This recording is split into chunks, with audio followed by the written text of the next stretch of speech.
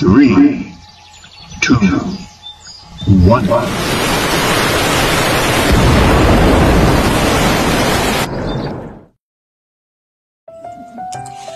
Magandang buhay mga kasilip!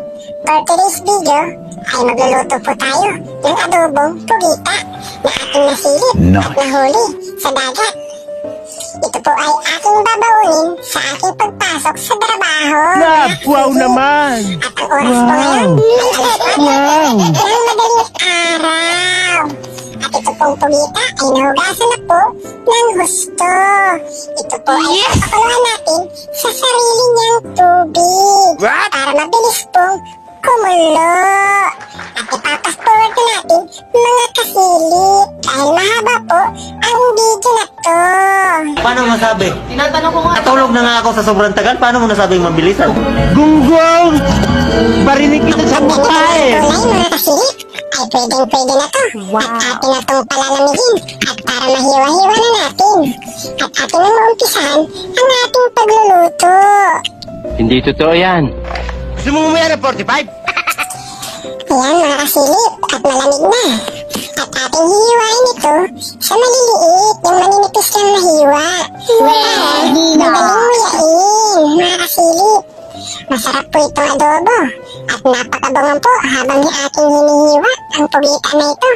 At napapaisip tuloy ako, naparisan na lang isang gimbilog. Pero naisip ko, may pasok pa pala ako at kailangan kong pumasok dahil walang panggatas ang baby ko para meron po akong masahod mga kasilip.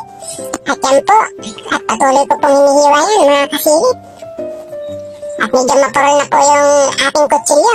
Pero dahil napalambot po natin yung pugita, ay madali lang po natin itong hinihiwa mga kasilip. At atin ang ipapas-forward ng mabilis. Natulog na nga ako sa sobrang tagal. Paano mo nasabing mabilisan? At ito na po yung ulo ng pugita mga kasilip. At meron po tayong tatanggalin dyan. Tatanggalin po natin ang kanyang kinain para hindi may sama sa ating lulutuin. Kasi mga kinain yan mga kasilip, mga umang, alimango, at mayroon pong mga madalas pang dyan, mga buhangin, kung ano-ano pong kinakain itong pugita na ito.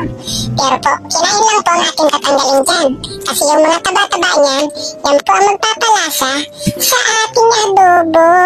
Yan po mga kasilip, yan po yung kinain ng pugita.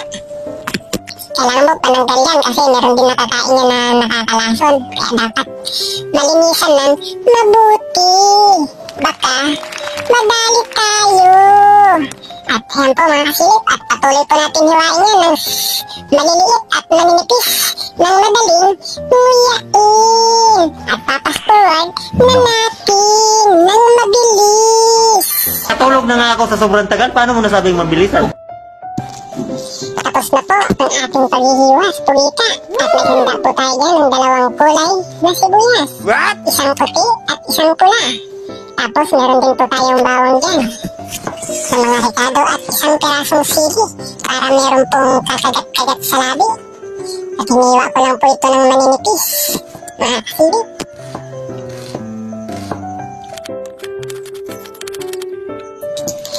At lalagyan din po natin ito ng kamatis dahil ang luto po natin dito ay aadobohin po natin sa kamatis para mas malasa mga kasilip. Hiwa-hiwain lang po natin ito ng maliliit.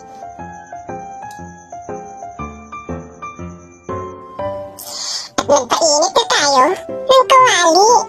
At lalagyan ko lang ito ng konting mantika at ating papainitin para magisa na ang mga rekado. At una kong ilalagay rito ay ang bawang mga kasilip. Inikos-nikos lang natin yan hanggang sa magkulay brown. At durug-durugin, ganyan mga kasilip. Nikos-nikos para lumasa po at bumango ang ating nilulutong adobong pugita na parang tropa mo. Kulit ka! Pag nalasing na, kain mo na. Pahin nyo!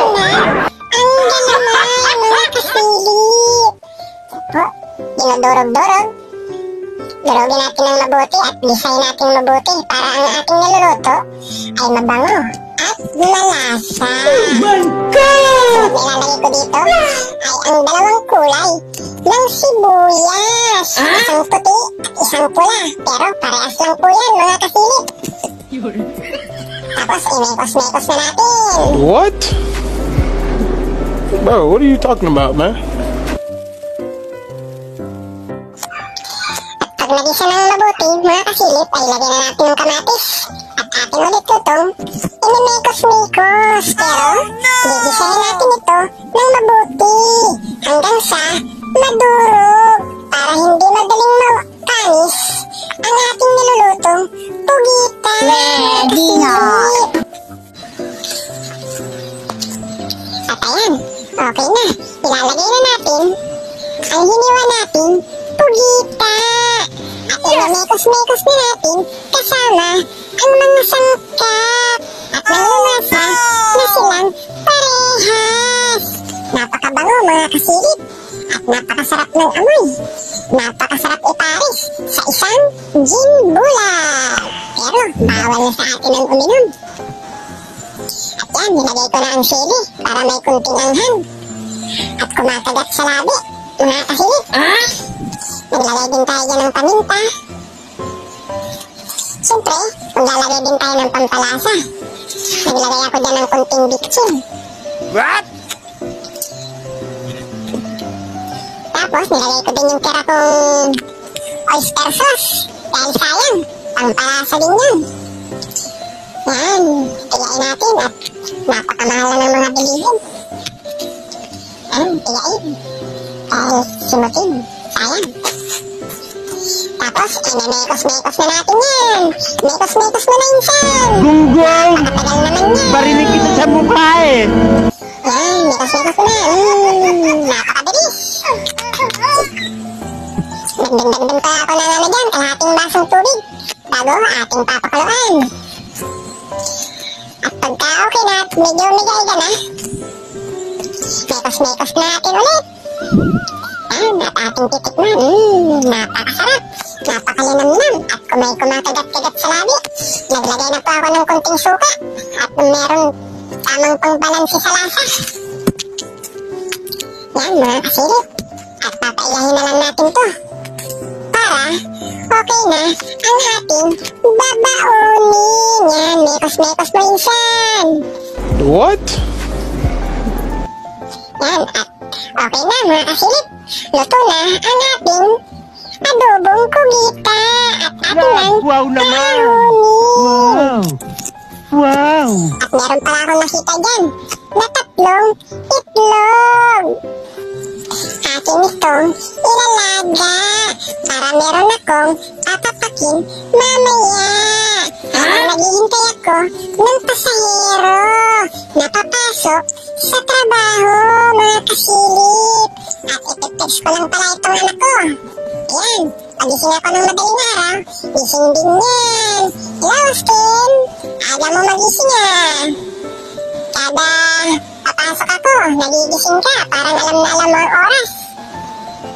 At ayan, mga kasilip, at kumulo na ang nilaga kung itlog. At ilalagay ko na sa lalagyanan na mangkok. At isasama ko sa aking babaunin na adobong tugita. Yan na, mga kasilip, okay na. At maghahanda na ako. Ihanda ko ng aking gamit. At baka malita ko. At sus, andito pa pala ang ating kape. Hindi ko pa pala naubos. Sigurado ako, sinamig na ito ng ilong ng pusa. At ayan na, nalagay ko sa bowl ang ating ulam na kugita. At uubusin ko na ang aking kape, mga kasilip. At aayusin ko na ang aking mga gamit. Kaya hanggang dito na lang, maraming salamat, mga kasilip. Sabi mo, nakadalawa ka na, pang tsamba.